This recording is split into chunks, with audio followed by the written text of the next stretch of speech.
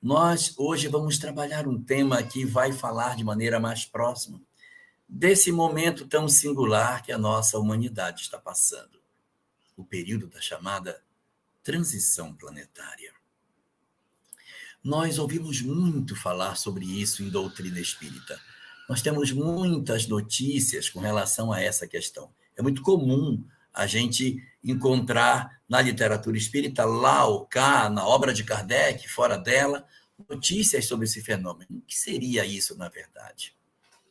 Esse fenômeno seria, no dizer da doutrina espírita, a etapa através da qual a humanidade iria atravessar um período chamado de transição, porque ela apresentaria características de dois cenários: do cenário atual que vivemos e o começo do cenário futuro da Terra, na qual a humanidade terrestre se transformará numa sociedade melhor.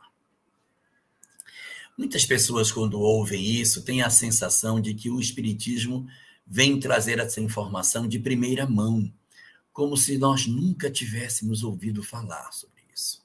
Mas não é verdade. No Evangelho de Jesus, por diversas vezes, o Cristo faz alusão a um momento no qual a humanidade passaria por uma avaliação. Passaria por um processo de reflexão das almas, da natureza dos espíritos que aqui habitam, para saber qual deles tem mais características para permanecer na Terra que se avizinha e qual deles, na verdade, tem características para não permanecerem na Terra. Então, nesse período da transição, é como se fosse a avaliação do final do ano. Quem permanece para fazer o próximo ano, naquela mesma equipe, naquele mesmo grupo, naquele mesmo conjunto de espíritos, e qual que, de repente, pelas características que possui, não poderá estar conosco na próxima etapa que o planeta vai atravessar. Então, fala-se nesse momento que vai acontecer um momento no qual os espíritos serão avaliados, e isso está presente nos evangelhos, sim. Nós temos o sermão chamado de sermão profético, no qual o Cristo assinala, isso está no capítulo 24 de Mateus. No sermão profético, Jesus vai assinalar dentro da sua fala alguns sinais que vão acontecer no mundo, indicando o processo da transição planetária. Está lá, é só pegar o capítulo 24 de Mateus, quando ele começa a falar sobre os sinais dos tempos. Esse momento dos sinais dos tempos são momentos que dizem respeito a determinadas características que a sociedade vai assumir e que serão indicativos de que a nossa humanidade estaria passando por esse período de modificação de ideais, de cultura, em que nós lentamente deixaríamos uma condição e ingressaríamos na outra. Para ser mais exato, nesse texto que Jesus coloca para nós no Evangelho de Mateus, ele mostra para nós 7 sinais que aconteceriam na nossa humanidade a partir do momento em que entraríamos em transição. Como se fossem algumas dicas, de maneira que, observando essas dicas, nós poderíamos nitidamente perceber se estamos ou não no período da chamada transição planetária. Nós vamos, portanto, ter a oportunidade hoje de refletir sobre esses sinais, chamados de sinais dos tempos, observando até que ponto a gente pode dizer sim, estamos na transição, ou não estamos na transição planetária. E nós vamos observar que o cerne dessa discussão é um período de seleção das almas, em que os espíritos, segundo o que é dito na chamada transição planetária pela doutrina espírita, os espíritos estarão juntos, bons e maus, convivendo conjuntamente, vivendo integrados uns com os outros, até que num dado momento, que é o momento da transição, é que se vai avaliar um a um para verificar se cada um de nós já possui as características para permanecer ou ainda não dá para ficarmos por aqui e precisamos então ir para outro lugar do universo para continuar o nosso trabalho de crescimento espiritual. Essa discussão que é apresentada no corpo da doutrina espírita aparece não somente no chamado sermão profético, esse que eu estava falando do capítulo 24 de Mateus.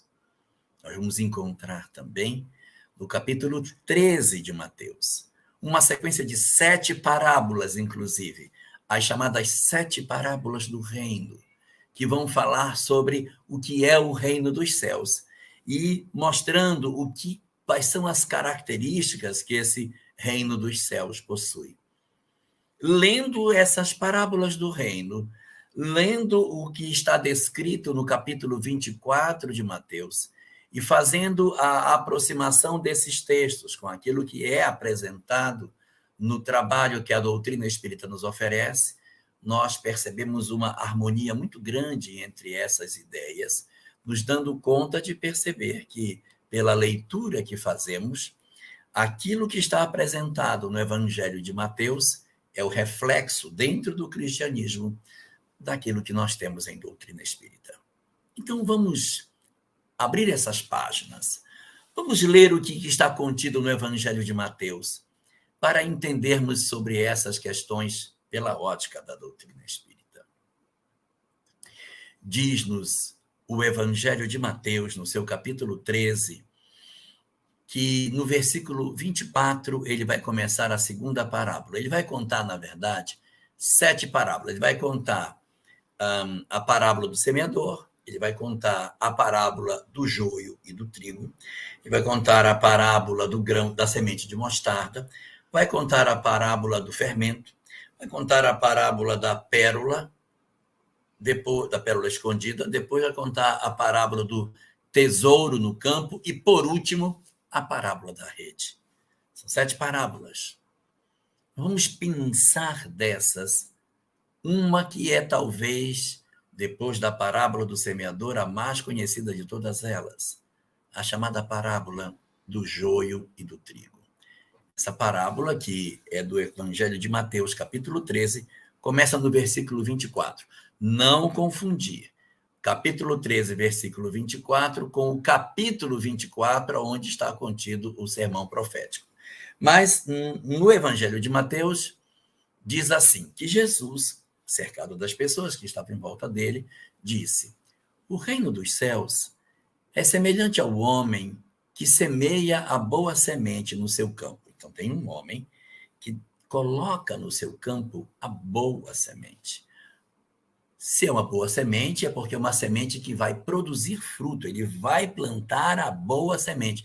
Ele não está fazendo sementes boas ou ruins. Ele está plantando boas sementes. Então, ele vai e constrói um plantio a partir de boa semente. Porém, ele vai semear o seu campo com essa semente boa. Aqui imaginemos sementes como sendo ideias, como sendo ideais. E daí, quando este homem vai dormir, eles produziram e depois foram dormir. Quando eles estavam descansando, o seu inimigo veio e colocou o joio no meio do trigo e se retirou. O que é joio? Joio é uma plantinha que ela possui uma característica muito parecida com o trigo. Quando o trigo cresce, que ele vai dar a sua... Eu esqueci o nome, mas ele gera tipo uma baga.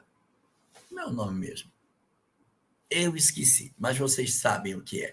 É aquele ramozinho que fica cheio do triguinho de um ladinho do outro. O joio faz uma estrutura extremamente semelhante. Se você olhar no campo, as duas, você não sabe quem é joio e quem é trigo. Desde comecinho, elas são parecidas, desde o começo. Quando você olha uma, quando você olha outra, esse é joio ou esse é trigo? Não dá para saber.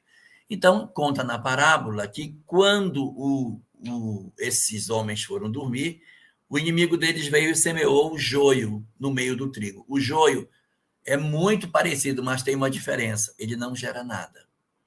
Se você pegar essa rama do trigo já maduro, colocar na palma da mão e esfregar, essa palha do trigo vai saindo e depois só fica na sua mão os grãos do trigo, que você vai amassar para fazer o pão. São os grãos de trigo. Agora, o joio tem uma estrutura exatamente igual. Tem aquelas pontinhas finas que a rama do trigo possui, ele também possui. Então, quando você pega o joio e põe na mão e esfrega, a palha some e não fica absolutamente nada, porque as características do joio é não possuir no âmago da sua plantinha as características de algum grão que vai ficar. Quando você esfrega, só tem palha e não tem mais nada. Mas vamos continuar na parábola, o que é que Mateus conta. Aí, quando ele saiu, a erva começou a crescer. A erva cresceu e frutificou, e ficou parecida com o joio. Então, ela cresce, e depois que ela cresce, quando ela dá o seu fruto, você olha no campo, o que é trigo? O que é joio? Não dá para saber. Então, os servos daquele pai de família vieram com ele e disseram: Senhor, não foste tu que semeaste no teu campo a boa semente? Por que então tem joio? E ele lhes disse: um inimigo é que fez isso. E os servos lhe disseram: se quiseres, nós podemos ir e arrancá-lo do meio do campo. Ele, porém, lhes disse: não, para que ao colher o joio, não arranqueis também o trigo com ele. Porque depois que ela fica madura, não tem como saber. Ele disse: deixa eles crescerem juntos. Deixa aquela baga se desenvolver, que nós vamos ceifar, diz o dono do campo. Deixai crescer ambos até o dia da colheita. E por ocasião da colheita, vamos dizer aos ceifeiros: colhei tudo e depois vocês vão verificar o que é joio e o que é trigo. O que for joio, você amarra, ata achas em pacotes que a gente chama de molho, que é amarrar aquela massa daquelas plantinhas, e depois vai queimar. Já o trigo, você tirando, coloca o trigo no celeiro. Então, olha só o que acontece. Ele deixa os dois juntos e somente na hora da colheita é que ele vai separar o que é joio do que é trigo. Ele permite que os dois cresçam juntos e só depois é que ele separa esses dois elementos. Isso parece muito, não é, com os princípios da transição planetária, que fala a respeito desse mecanismo de transformação da nossa sociedade, em que ela vai abandonar determinados valores e começar a abraçar outros valores. Que valores são esses em que fala-se que vai ser apresentado na sociedade? No Evangelho segundo o Espiritismo, no capítulo 3º, no item 17, aparecem as características. São 3. O que vai mudar dentro do homem nessa nova etapa? Mudança número 1. Nós modificaremos profundamente a nossa relação com Deus. Diz esse texto que os homens dessa nova sociedade na qual a Terra irá se transformar serão indivíduos desejosos de viver a lei de Deus, desejosos de conhecer e praticar, de viver a lei de Deus. Nós não temos ainda essa característica.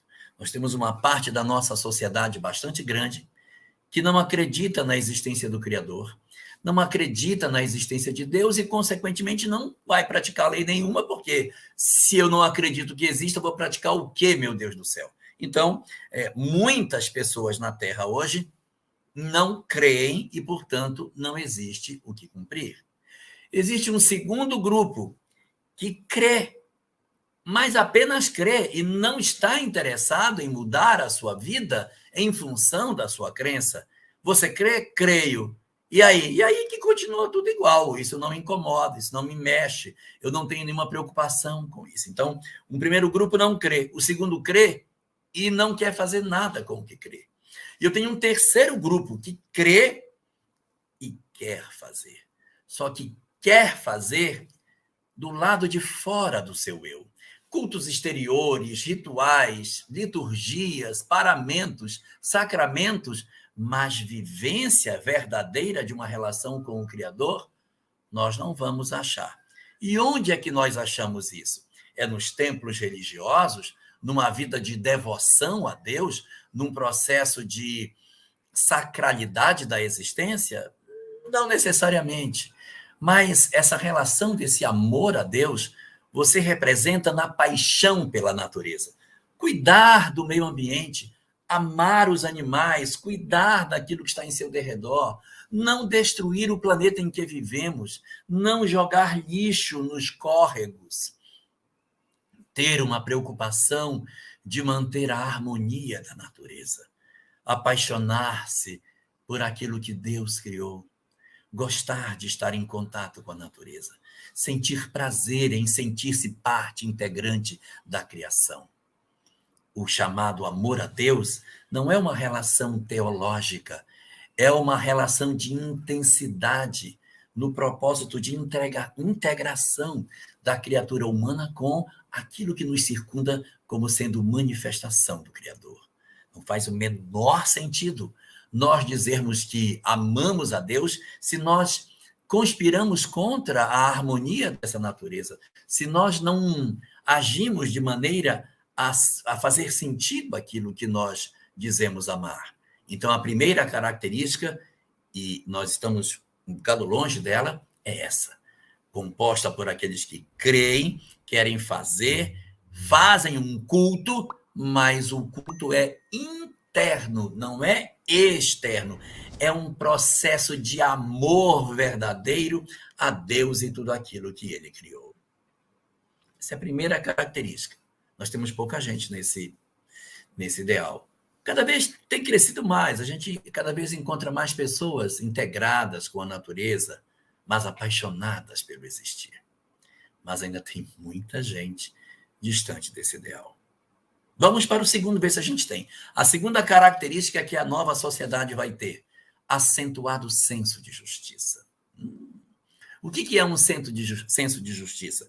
Preocupação com o outro, preocupação com o coletivo. Não quero explorar, não quero fazer nada que destrua a pessoa humana. Eu não sou uma pessoa injusta, então eu não tenho aquela visão de ter tudo para mim e os outros que se danem. Eu quero dividir, eu quero compartilhar, eu quero que todos estejamos juntos. Eu não desenvolvo ódio, eu não tenho raiva das pessoas. Ter ódio, ter raiva das pessoas é um claro sinal do nosso processo de perturbação. Se eu estou nas redes sociais atacando, não interessa quem, atacou, não posso estar próximo de uma proposta verdadeira ligada ao amor. O amor não agride ninguém. Nós não podemos atacar ninguém em nome do amor. Isso não faz o menor sentido. Agredir pessoas, ofender pessoas, não faz parte da proposta de uma nova sociedade. Não é assim. Mas eles estão fazendo mal. Então leia a questão 841. Que diz que se alguém faz o mal, realmente temos que corrigir, mas com brandura e mansidão, porque se eu quiser corrigir quem está errado usando de violência, eu estou mais errado do que aquele que está errado, porque ele que está errado talvez não saiba o que é certo, e eu acho que sei o que é certo e ataco a pessoa que está errada. Então, não faz sentido. A resposta da questão 841 sinaliza para nós de maneira muito clara o que é que eu tenho que fazer, pelo amor de Deus, para tentar corrigir a humanidade. Não é agressão, não é violência. É trabalhar com amor, com mansidão. Ah, mas vai demorar. Tudo bem. O nosso objetivo não é mudar a humanidade, é mudar a mim. Eu é que tenho que vencer o meu desamor.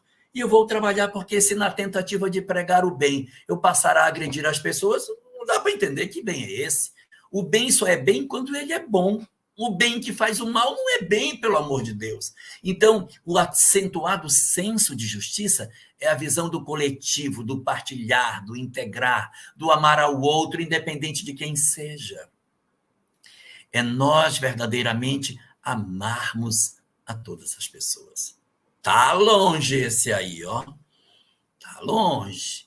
Mas já tem um bocado de gente que faz isso. Muitas pessoas que são capazes de perdoar, de entender, esses já têm o traço do novo momento que a nossa humanidade precisa.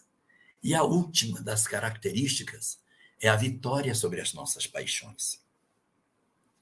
Vencer o ódio, vencer as nossas paixões envilecentes, vencer a inveja, o orgulho. Essas são as características que nós esperamos que tenham os indivíduos que comporão a nova sociedade. Eles não serão ainda espíritos superiores, mas eles estão no desejo de viver isso. Veja que a próxima sociedade não é uma sociedade que já vive isso em plenitude. Não, mas ela quer viver isso. Nem esse desejo a gente tem. A nossa relação com Deus está antes disso. A nossa relação com o próximo está antes disso também. E a relação comigo mesmo, na vitória das minhas paixões, está muito distante disso. Então, a próxima sociedade vai ser uma sociedade com essas 3 características. Primeira, conexão com a lei de Deus. 2, acentuado senso de justiça. E 3, vitória sobre as nossas paixões. Muito bem, essa é a nova sociedade. Só que nós estamos hoje, está muito longe disso aí. Então, o que vai acontecer? Nossa sociedade vai viver, até que vai chegar o momento no qual chegará o período da transição, ou seja, o relógio de Deus vai dizer: está na hora de começar o trabalho que diz respeito à relação do homem com o progresso que a humanidade tem para empreender. E aí, nós vamos encontrar no livro de Mateus, no capítulo 24, os 7 sinais de transição planetária. Vamos ver se a gente tem pelo menos um, né? Tudo bem, a gente ainda não tem as características do mundo de regeneração, que é a próxima etapa da sociedade terrena. Mas vamos ver se pelo menos algum dos sinais da transição a gente já tem. Sinal número 1, que o Cristo diz: haverá falsos cristos sobre a terra. O que são falsos cristos? São criaturas que se apresentarão como novas ideologias, ofertando às criaturas humanas pseudo-soluções de verdade. Vão oferecer para os homens a ilusão de que eles oferecem, sim, a condição de felicidade, mas é falsa. Porque o que veio promover o Cristo? O que o Cristo veio oferecer à humanidade? A libertação das nossas almas, a felicidade de espírito, a comunhão efetiva do homem com a vida. E ele diz que no final dos tempos haverá a presença de vários falsos cristos. Então, esses falsos cristos são indivíduos que aparecerão promovendo para a humanidade uma série de ideologias que mentem, sugerindo felicidade, mas atrás delas não há felicidade. Aí eu pergunto para você, divino que nos ouve: existe na humanidade terrestre hoje alguma ideologia perturbadora que sugere a felicidade para o homem sem verdadeiramente entregar isso para as pessoas? Existe alguém dizendo que é capaz de oferecer a felicidade sem que, de fato, as pessoas que usufruam das suas ideologias sejam verdadeiramente felizes? E eu lhe respondo, divino: tem demais nos dias de hoje. O materialismo que nos enlouquece, que diz que vai oferecer a felicidade, que as pessoas abandonam tudo pelas riquezas materiais, querem ser felizes de todos os jeitos, querem se abraçar com as coisas da terra como se isso fosse a grande felicidade. Vai dar tudo errado. Os outros enlouquecidos com a promiscuidade. Nossa, a promiscuidade vai ser legal. Aí está a felicidade. Olha o resultado. Outros dizendo: não, nós vamos viver longe de Deus. Acaba Deus das nossas vidas. Olha o tanto de depressivo que a gente tem. Olha quanta mentira nós estamos tendo hoje. São as portas das drogas, do falso poder, como se o poder da terra pudesse dar felicidade aos homens, as riquezas materiais, a promiscuidade. Meu Deus, quantos falsos cristos, ou seja, essas ideologias perniciosas que estão acenando para as pessoas mais frágeis que no fundo das suas histórias haverá felicidade.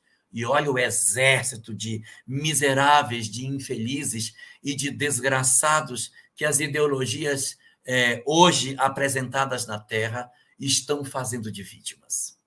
É muita gente. Esse primeiro sinal a gente tem. Nós temos, sim, uma série de entidades perturbadoras que se apresentam como são falsas soluções. Eles se mostram como a solução. Você quer ser feliz? Então entregue-se ao prazer, venha curtir a sexualidade desregrada e será feliz. Olha o resultado. O materialismo vai oferecer tudo. Olha para ver o que acontece. Aonde vai dar o final dessa história? Falsas felicidades, ilusões profundas são apresentadas nesse sentido. Esse primeiro sinal, então, dos 7 sinais, esse a gente já tem. Então, nós estamos dentro do fenômeno da transição. Sinal número 2 que Jesus cita no Evangelho de Mateus. Sinal número 2, haverá guerras e rumores de guerras, cataclismas, terremotos, furacões, tufões. E as pessoas dizem, isso aí está acontecendo. De vez em quando tem um tufão, tem um furacão, tem um maremoto, aí uma tsunami. E o Espiritismo nos diz que esses maremotos, tufões, furacões, maremotos, tudo, não são físicos. Porque, por mais que nós tenhamos um processo de desencarnação em massa, como ocorre hoje com a Covid, isso não determina uma transição planetária. Desencarnação em massa já tivemos várias vezes da humanidade e não era fenômeno de transição. Então, existe um outro fenômeno que tenha a ver com essa guerra. Essa guerra não é a guerra relacionada com o aspecto de soldados num campo de batalha. Essa guerra é ideológica. O furacão, tufão, maremoto não é físico, é ideológico. Ou ninguém percebeu que a humanidade está vivendo um processo de conflito muito forte? Dá uma olhadinha no noticiário e veja como as ideologias estão se chocando, como as pessoas estão vivendo um processo de choque entre as ideias. Então, essa é a característica efetiva que nos denota o segundo sinal da transição. Diz Jesus, haverá guerras, rumores de guerras e cataclismos. E o Espiritismo diz, nada disso é físico, é tudo espiritual, é tudo ideológico, sociológico. E nós estamos vendo isso. Nós estamos vivendo um período de convulsão da sociedade. Nunca tivemos tantas lutas ideológicas como nós temos hoje, como estão acirrados os ânimos das pessoas, como a humanidade está vivendo seus processos sombrios com relação a esse estertor do final dos tempos. A terceira das características apresentadas por Jesus é aquela que diz que no final dos tempos, todos aqueles que forem divulgadores do bem serão perseguidos. Está acontecendo, hein? Todas as pessoas que propõem o bem, que propõem a harmonia, que levantam a ideologia de que a gente tem que viver em paz, elas estão sendo profundamente atacadas. Parece assim que as pessoas estão querendo brigar. Quando você diz, não, sai daí, deixa eu brigar. Então, haverá um processo de rejeição e perseguição a todos os que propõem a paz para as relações. Isso é muito surpreendente, porque num período de transição planetária, há um conjunto de espíritos que está trabalhando para a melhoria do orbe. E, ao mesmo tempo, existem espíritos que não querem que a Terra avance. Então, eles lutam, obsediando as pessoas, perturbando os indivíduos, para ouvirem as suas sugestões enlouquecidas e puxarem, ou pelo menos tentarem puxar a humanidade para trás. Não pode. Puxa para não evoluir. E os mentores tentando levar a humanidade para a sensação do progresso. Então, esse terceiro sinal, que é o sinal relativo à perseguição àqueles que propõem o bem, eu também posso dizer que está acontecendo hoje na humanidade. Nós temos o terceiro dos sinais. Esse também está se dando na terra. O quarto dos sinais que Jesus conta, em função dessa loucura e desse embate, haverá muito ódio, haverá traições e desamor, e a humanidade mergulhará num processo sombrio de violência das criaturas contra as criaturas. Esse também tem, tá? Meu Deus, o que tem acontecido nas redes sociais é uma coisa impressionante. O quanto as pessoas estão se atritando, se ofendendo. Hoje, no Brasil, não sei por que esse processo de polarização política danada, em que a gente está se ofendendo, se agredindo, se destruindo, vivendo processos de profunda violência, sem muito sentido de todas as coisas. Mas é um outro sinal de que nós estamos vivendo, sim, esse período da transição, marcado por essa agressividade entre os indivíduos. Quinto sinal, haverá falsos profetas. Mas não tinha ainda agora os falsos cristos? Por que tem que ter um falso profeta? Tinha um falso cristo, tá bom. Os falsos profetas são menores e trabalham para os falsos cristos. Quem é maior, um Cristo ou um profeta? Um Cristo é maior do que um profeta. O Cristo são as ideologias perturbadoras. E os profetas são os divulgadores dessas ideologias. São as pessoas que se prestam ao trabalho de defender as propostas enlouquecidas que a humanidade hoje está absorvendo como verdade. É só ir para as redes sociais e ver as pessoas que se dispõem a serem defensores de determinadas ideias. Esses são os falsos profetas. Eles compram as ideias dos falsos cristos e passam a ecoar essas ideias, a propagandear essas ideias, a procurar seguidores e multiplicar suas perturbações, estimulando as pessoas a viverem determinadas ideias que não são delas. Elas já compraram essa ideia de alguém, elas estão apenas na condição de profeta. O que faz um profeta? Ouve uma ideia e repassa para os... É um médium. Então, são aqueles que são instrumentos da perturbação e que vão estimulando outros indivíduos a engrossarem o caldo da loucura, produzindo na humanidade um conjunto de dores inimagináveis para o século XXI. Quem poderia imaginar, meu Deus, que o século XXI teria tanta intolerância? A intolerância religiosa não era nem prevista no século XXI. Intolerância religiosa, nesse nível que nós estamos vendo, em que as pessoas estão, inclusive, matando pessoas em nome das suas religiões, isso não era previsto. Os estudiosos não previam isso no final dos anos 1900, na década de 90. Para o século XXI não se previa isso.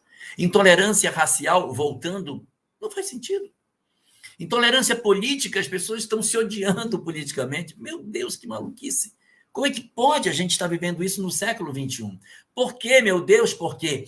Perturbação espiritual. Processo de perturbação. O período da transição planetária, as entidades estão encarnando ou do lado de fora, querendo atrapalhar a transição da Terra para saber realmente quem está disposto a ficar de pé. É esse mar de ideologia maluca que vai chacoalhar a humanidade para saber quem é bom vai ficar de pé. Quem tiver mais ou menos indeciso vai acabar cedendo às ideologias. Se não for a promiscuidade, o materialismo, a drogadição, a loucura pelo poder e todas as sugestões que a gente encontra hoje vão cair pelo ódio, vão cair pela violência, pela agressão, pela impaciência, pelo ataque aos outros nas redes sociais, em que a gente vai perder horas do nosso dia que poderíamos estar fazendo bem, atacando pessoas desnecessariamente. Meu Deus, meu Deus. Nós somos portadores de uma mensagem linda que é o Espiritismo. Nossa mensagem é maravilhosa.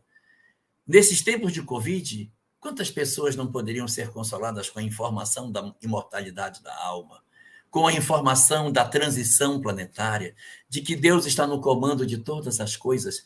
Ah, minhas horas nas redes sociais para levar essa informação para as pessoas. E o que eu tenho feito? como tenho usado minhas horas, atacando pessoas, agredindo pessoas, ofendendo pessoas, e a minha possibilidade de ser um colaborador para harmonizar quem perdeu seu ente querido, que está soluçando sem saber que ele vive, isso eu não tenho tempo para isso, não.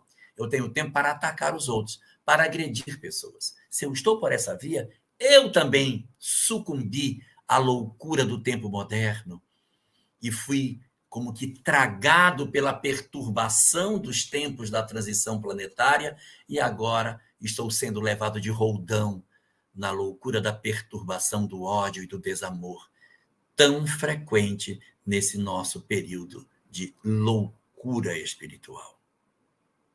Sexto sinal, penúltimo, diz assim: e por ser grande a perversidade do homem, o amor de muitos se esfriará. Pelo amor de Deus, quantas pessoas eu conheço, meu Deus, que dizem assim, não, o mundo já está perdido, não adianta nem tentar mais não, isso aí já tá, o mundo já não... Esquece que não vai dar mais certo. Quantas pessoas eu conheço que estão perdendo as esperanças na humanidade, que estão desistindo de fazer o bem, estão cansadas. Quando nós ingressamos nessa percepção de vida, nós estamos dando sinais de que nós, coitadinhos de nós, estamos sendo, na verdade, marcados como sendo os que não conseguiram se manter de pé nessa sociedade enlouquecida que nós estamos vivendo. E o que aconteceu conosco? Não sei o que aconteceu conosco, sinceramente eu não sei. Nós temos uma mensagem tão bonita, nós não vamos poder dizer assim, eu não entendia, porque o Espiritismo não é uma doutrina difícil de entender. Ele é bem simplesinho. Como diz Joana de Ângeles, o Espiritismo é simples, mas não é fácil de viver. Mas é simples de entender. E a gente, sei lá, essa mensagem tão clara, a gente não está conseguindo entender isso. A gente está de posse, não, mas eu vou vou odiar, não. Mas essa mensagem não, mas eu vou. Gente, em nome de quem? Em nome de quem eu odeio os outros? Em nome de quem eu me proponho a fazer uma ação contrária àquilo que eu conheço como verdade? Coitados de nós, com o conhecimento que temos, utilizarmos as nossas horas para levar ainda mais perturbação para os tempos sombrios que vivemos. Então, é como se fosse assim, a colheita está acontecendo. Esse período agora da transição, com todo esse monte de movimentos, Cristo falso profeta, confusão, cataclismo, guerra, terremoto e tal, esse negócio é para saber se nós estamos mesmo firmes no bem, para que a gente se defina. Afinal de contas, você é bom ou você não é bom? Não, eu sou bom. Você é bom, papai? Vamos ver se você é. Coloca esse cara aí num mundo de gente intolerante, que eu quero ver se ele não vai ceder. Coloca esse cara num mundo onde o Facebook diga que a pessoa tem que ser o mais rico do mundo, com Instagram, com tudo, para saber. Se ele for bom mesmo, ele não vai se seduzir pelas perturbações que esses ambientes trouxerem. Então, é como se essa sociedade estivesse atritando com o nosso coração para saber, no fundo, cara, você presta ou não?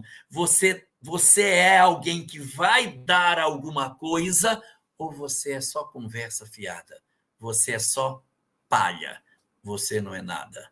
Quem é que é só palha? Quem é palha é joio. Então, a sociedade está atritando a gente, está esfregando, assim como a gente faz com o negocinho lá do trio, que eu esqueci o nome, a gente esfrega na mão e ela vai se desfazendo na mão, e na medida que vai se desfazendo, só ficam os grãos do trigo. E o joio, eu esfrego na mão, não fica nada, porque a sociedade esfregando, amassando, propondo as suas perturbações, nós não fomos capazes de dar fruto nenhum. O que você fez, meu filho, das horas que você teve na Terra? Briguei com muita gente. Nossa, briguei, discuti, ofendi. Foi. E de positivo? Olha, positivo mesmo não fiz nada. Agora, de negativo, foi muita coisa. Tive muito ódio, tive muita raiva dos outros. ajudei a desconstruir a reputação de pessoas.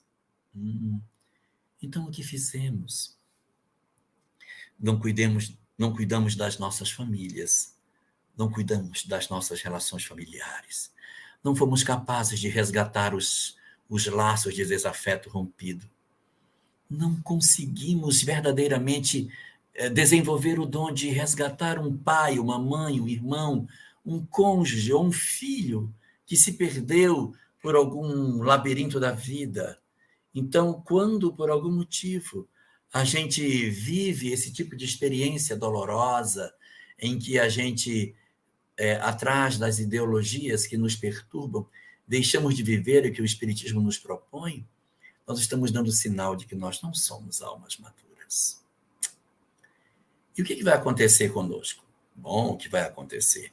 O que diz a doutrina espírita é que aqueles que não conseguirem, após o período de avaliação, os que não derem trigo, os que forem joio, esses não permanecerão no planeta. Eles serão levados para uma outra sociedade, onde nesta outra sociedade, em outros mundos, continuarão seu processo evolutivo. Não por castigo. Deus, na verdade, conduz os espíritos para outro lugar para que eles conduzam sua evolução lá. Alguns poderão dizer, mas o livro dos Espíritos fala de castigo de Deus. Verdade, você leu esse livro dos Espíritos? Então, leia a pergunta 1009. Pergunta 1009 diz, o que é o castigo? E lá responde, o castigo é a consequência natural de um mau passo. É a consequência natural. Natural significa, da própria lei de causa e efeito. O castigo de Deus não é uma punição, é a consequência natural do mau passo. Pergunta 1009, 1009. Vá lá para conferir. Então, as nossas condições espirituais são essas. E a parábola do joio e do trigo é exatamente esse momento no qual nós vamos ter esse aprendizado no contato com os outros, para que a gente seja avaliado, testado, em contato com todo esse mar de perturbação. Se eu atravessar esse mar todo e sair do outro lado ileso, é um indicativo de que eu tenho os traços da alma marcada para permanecer no planeta Terra. Esse versículo que eu estava comentando ainda há pouco é o versículo 12 do capítulo 24, que diz assim, e por ser grande a perversidade dos homens, o amor de muitos se esfriará. Ponto. Aí segue o versículo. Mas aquele que perseverar até o fim, este será salvo. Até o fim o quê? Até o final, não é até o fim como término, mas o período de transição, aquele que permanecer fiel até o final da transição, porque é final de um tempo e começo de outro, será salvo. Salvo de quê? Salvo de ir. A salvação é não migrar. Eu me salvei da migração. Então, fazer o esforço para viver as virtudes que o Evangelho nos convoca é como nós poderíamos fazer para alcançarmos a riqueza de permanecermos na Terra depois desse período em que a parábola do joio e do trigo fala que nós seremos avaliados, uma parte fica e uma parte vai. Mas eu disse que eram 7 sinais, eu só falei de 6. Falta o último. O último sinal diz, e o Evangelho será pregado em toda parte do mundo. E aí virá o fim. Essa ainda não aconteceu, porque ainda tem lugar do mundo que o Evangelho ainda não chegou. Então, está faltando essa etapa a se cumprir. Mas as lives estão levando. É verdade, olha, a live está levando realmente o Evangelho para muito lugar. Mas ainda tem lugar que a live não chegou. Tá, então, como que vai fazer para o Evangelho ser divulgado em toda parte do mundo? Longe de mim trazer preocupação para as pessoas. Longe de mim tirar o sono dos outros. Mas pensem comigo. Vamos analisar.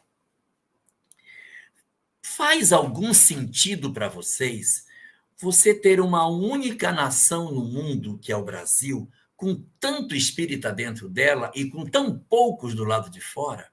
Faz sentido você ter um movimento espírita tão pujante num único lugar e quase nada do lado de fora?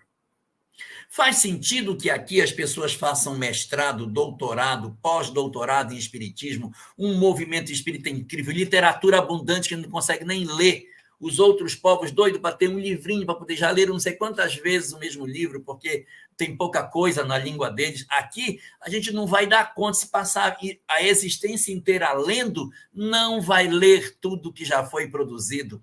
Então, aqui tem um arsenal de conteúdos que a gente não vai conseguir dar conta. Aí eu pergunto, ué, se tem toda essa literatura, se tem todo esse movimento espírita forte, tem esses milhões de espíritas no Brasil, para que é isso, gente? Qual é o objetivo disso? E tem espíritas dizendo, eu tenho medo de, na transição, migrar do planeta, aí eu vou embora. Pode esquecer. Quem está preocupado de migrar do planeta pode ficar tranquilo, não vai migrar. Nós, muito provavelmente, não experimentaremos uma transição planetária. Nós vamos experimentar uma outra migração. Perdão, nós não vamos experimentar uma migração planetária. Nós vamos experimentar uma outra migração. Nós vamos experimentar a migração intraplanetária. O que significa? Está todo mundo aqui, nesta encarnação, fazendo treinamento. Esta encarnação é a encarnação de pegar o conteúdo, porque a verdadeira tarefa de todos nós que somos espíritas vai ser na próxima. Nós deveremos renascer nas diversas partes do mundo, em diversas doutrinas, diversas religiões, diversos ambientes políticos, nos diversos ambientes filosóficos e científicos, mas para quê? Para pregar o evangelho nesses outros lugares. E muitos de nós nem espíritas seremos. Nós seremos, na verdade, os indivíduos que levaremos em nós o perfume do evangelho. A gente vai nascer num monte de lugar e nós seremos chamados pela vida a construir essa nova sociedade. Mas baseado em que nós podemos dizer isso? Existe um livro de 1938 chamado Brasil, Coração do Mundo, Pátria do Evangelho. Ora, se o Brasil é o coração do mundo, o mundo é o organismo e o Brasil é o coração. Pergunto a vocês, qual é o papel do coração para o organismo? Para que presta o coração para o organismo? O papel do coração é bombear o sangue. O sangue está dentro do coração e ele bombeia. O sangue sai do coração e vai para o corpo inteiro.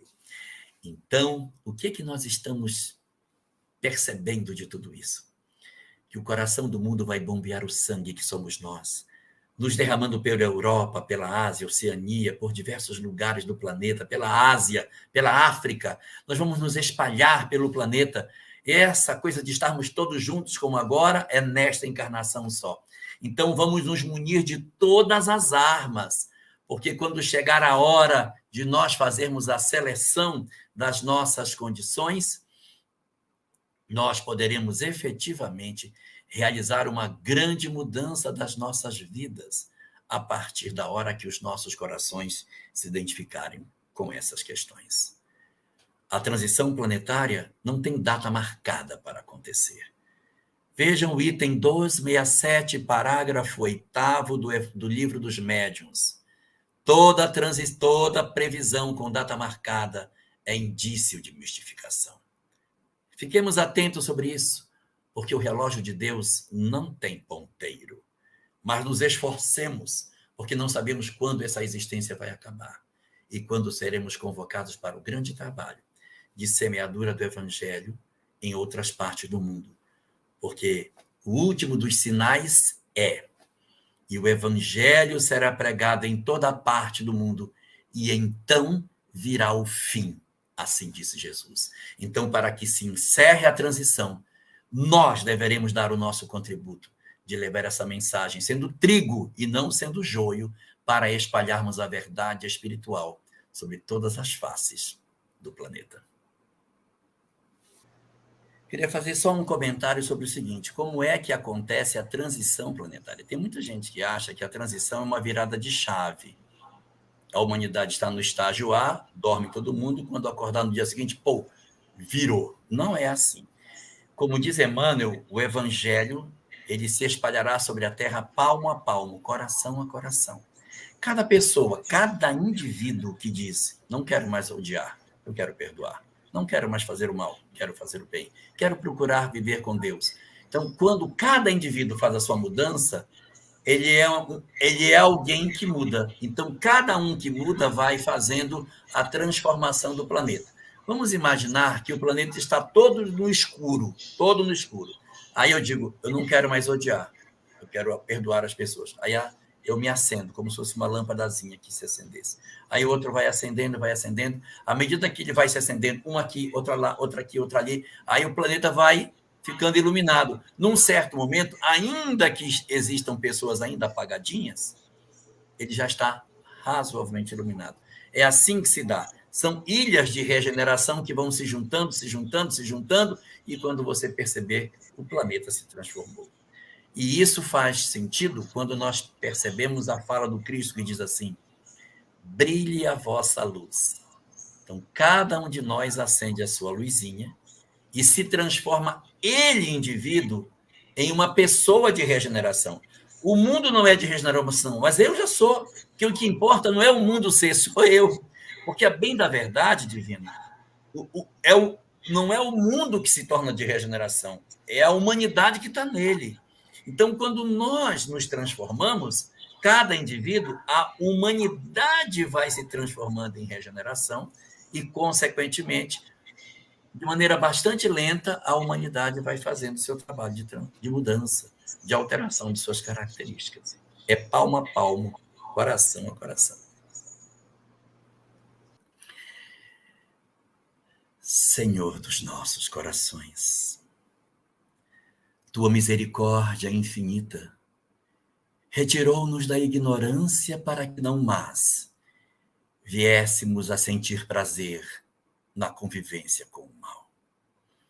Nossas almas endurecidas, acreditando que a vingança e o ódio seriam os instrumentos ideais para a nossa felicidade, foram confrontados com a verdade do amor. Nossos corações, confusos diante das novidades que nos eram apresentadas, entrou em conflito a partir do momento em que a mensagem do amor nos foi oferecida. Compreendendo a beleza dos conceitos que aquilo nos representava, muitos de nós, ao ouvirmos as palavras consoladoras trazidas por Jesus, encontramos ali o lenitivo para as nossas almas, o instrumento capaz de oferecer às nossas condições espirituais a paz que tanto sonhávamos. Nossas almas, então, ao ouvir o chamado do pastor, se levantaram seguindo pela senda, na perspectiva de assim oferecermos as nossas almas em sacrifício para o grande trabalho de redenção de cada um de nós. E assim seguimos pelo caminho que acreditávamos ser o correto. Mas a vida nos imporia determinados sacrifícios, nos exigiria o equilíbrio diante de tantas dores, convocaria os nossos corações a testemunhos profundamente dolorosos, e desse modo, nossas almas frágeis, ainda que conhecedores da mensagem de Jesus, ainda que sabedoras da excelsitude do amor para a paz das nossas almas, ainda assim, resistimos à convocação que já tínhamos seguido e desistimos do caminho, Senhor, na expectativa de procurarmos a vingança, o desamor, o ódio, a desistência da fé, retornando para os locais sombrios, os lugares pantanosos em que vivemos no passado, ignorando de alguma forma as bênçãos que já havíamos recebido pelo contato com a mensagem renovadora de Jesus. Seguimos por essas sendas, desistindo dos compromissos iniciais, acreditando que estávamos certos, quando no fundo dos nossos corações, algo nos dizia que voltássemos para o caminho antigo. Não fizemos. Nosso orgulho e nosso egoísmo nos impulsionaram a perseverar no erro e, apesar de conhecedores da mensagem do Cristo, tornamos-nos de alguma forma inimigos de sua mensagem, dilapidadores de suas informações, destruidores da mensagem que nós mesmos havíamos conhecido no passado. Mas tantas foram as nossas dores. Tantos foram os amargores que sorvemos nos caminhos que escolhemos, que nossas almas cansadas de sofrer, exaustas da dor, angustiadas pela sede de paz que não nos chegava, clamamos pela tua misericórdia. Senhor, socorre-nos em nossa dor. Dá-nos o lenitivo para os nossos corações sofridos e estende por misericórdia mais uma vez as tuas mãos, para que consigamos entender novamente os propósitos sagrados do amor. E tu, Senhor, transbordando misericórdia por todos nós, nos recolheste no teu seio bendito, nos retirando das furnas escuras às quais nos consagrávamos, e nos devolveste a vida física, e coroaste as nossas existências com o inestimável tesouro da mensagem espírita. Hoje, novamente entre os homens, tendo a oportunidade de contactar com a mensagem renovadora do Espiritismo, que descerra diante dos nossos olhos novamente a mensagem de Jesus, para que os nossos corações despertem de maneira definitiva, já ouvindo os clarins dos novos tempos, ouvindo os chamamentos da transição planetária, ouvindo os clamores das guerras, dos maremotos e dos terremotos ideológicos, das convocações dos falsos cristos e dos falsos profetas, dos inúmeros chamamentos das ideologias perniciosas, temos desta vez o arrimo da doutrina espírita, para que consigamos marchar resolutos na borrasca e vencermos verdadeiramente o nosso eu profundo que ainda resiste no processo de mudança interior.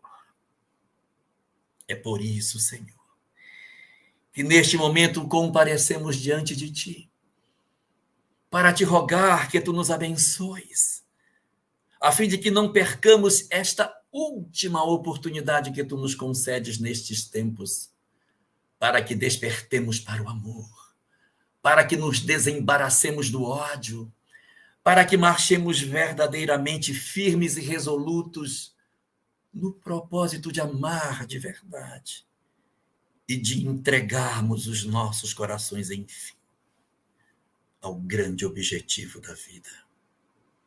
Socorre-nos assim, Senhor, para que as nossas almas não se cansem do bem, para que os nossos corações não se façam exaustos em função da perversidade do mundo, mas que a cada dia um renovo de esperança nos tome e a paz retorne às nossas almas no firme propósito de sermos verdadeiramente felizes. Por isso, Senhor, nós te agradecemos e te pedimos que tu nos ilumines para que nós nos mantenhamos firmes nestas horas, apesar das nossas fragilidades. Ajuda-nos a cuidar das nossas famílias, a amar os nossos filhos, a cuidar dos nossos companheiros de jornada, a honrarmos os nossos pais e as nossas mães, a sermos leais aos nossos irmãos, a oferecermos o braço a todos os amigos que tu nos concedeste nesta existência e a termos um olhar de misericórdia sobre todas as criaturas da terra, a quem hoje já reconhecemos como nossos irmãos. Deita as tuas bênçãos sobre nós, guarda os nossos corações na lealdade ao dever e inspira no Senhor a sermos trigo a cada dia, promovendo em nós o dom de sermos utilizados por ti para alimentar o mundo do pão que tu farás, do íntimo de cada um de nós, na grande transformação que tu esperas que façamos. Estejas tu conosco, Senhor, e nos guarda na tua paz.